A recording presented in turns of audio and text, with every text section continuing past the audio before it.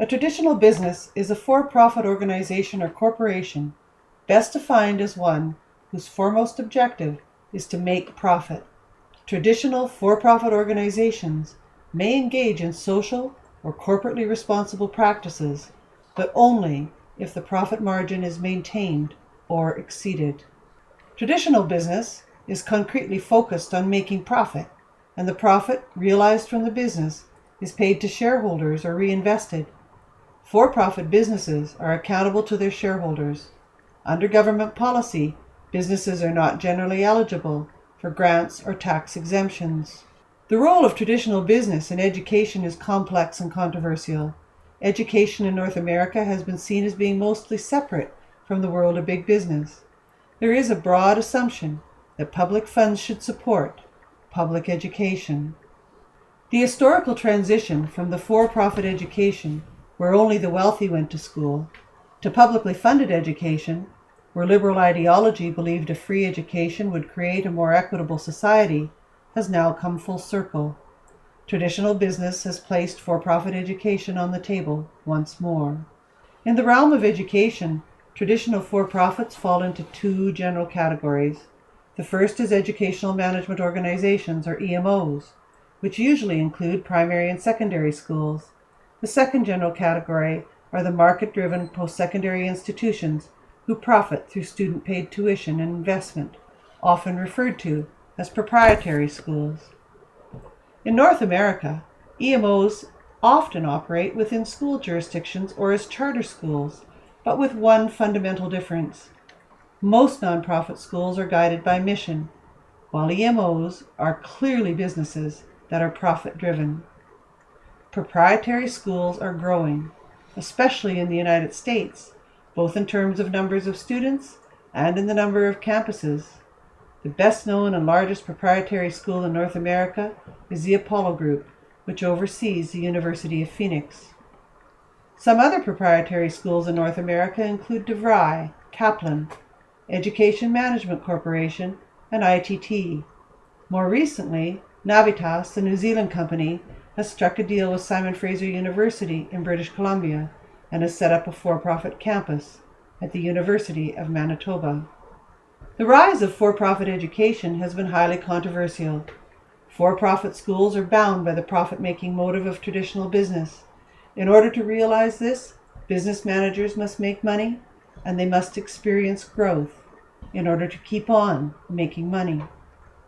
Those in opposition to for-profit schools believe the for-profit motive will relegate concern for students to the back row in favor of making profit.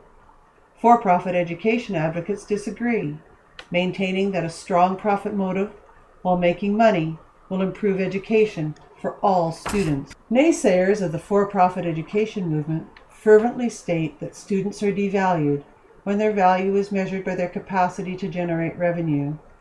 Opponents of traditional business model schools object on the philosophical grounds of purpose, arguing that a school is for education, not profit.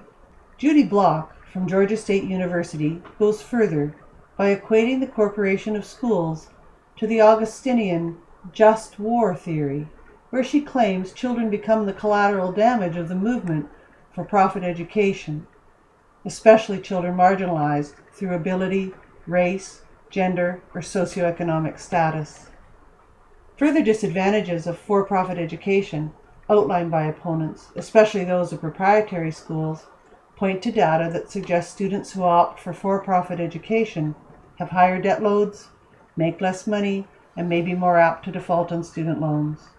Finally, opponents argue for-profit schools may use money for marketing instead of for educational purposes. They also argue that when profitability dips in market-based schools, social services to students are often cut back or eliminated in favor of earning profit. Proponents of for-profit schools argue that sound business models will eradicate wasteful spending and create greater efficiencies. These business models treat families as customers and are willing to adapt to their wants and needs.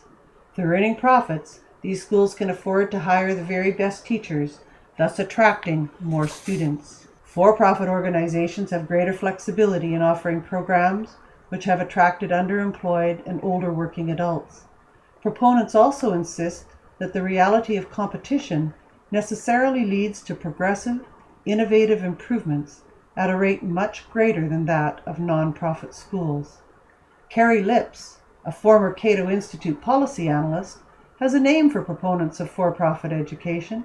She calls them edupreneurs, and insists that they bring substantive value to education through using profits to invest in research and technology, that edupreneurs would offer great creativity in educational philosophy and curriculum. Lip and others maintain that consumer-driven, for-profit schools would do much to eliminate second-rate schools and products, and that through competition drive innovation. They are much better equipped to provide 21st century learners with the adaptable skills required for success. John A. Douglas noted that between 2000 and 2010, the for-profit education sector in the U.S. grew by 235% in enrollment, and that 26% of post-secondary U.S. institutions are now for-profit.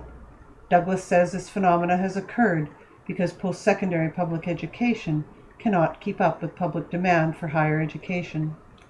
Clearly, interest in the traditional business model of for-profit education is flourishing.